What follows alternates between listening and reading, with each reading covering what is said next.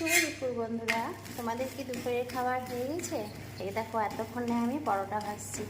আজকে তো অশোক ষষ্ঠী, কার কার আছে অশোক ষষ্ঠী তাহলে আমাকে জানিও কমেন্ট করে। হ্যাঁ, অশোক ষষ্ঠী লক্ষ্মী তো খাবো না, অন্য এটি খাবো না, তো ওই জন্য আটা খেতে হবে, ওই জন্য দেখো পরোটা ভাজছি।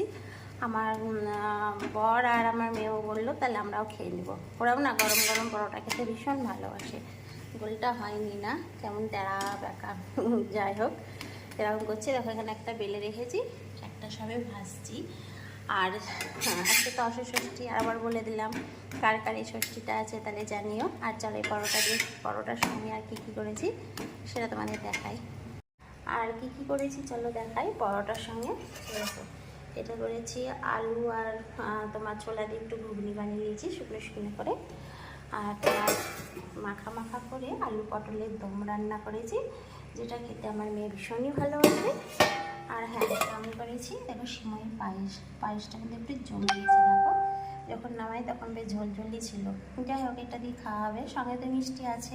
আমার মেয়ে ভীষণই ভালোবাসে পায়েসটা খেতে, ওই জন্য আরও করা ওর জন্য।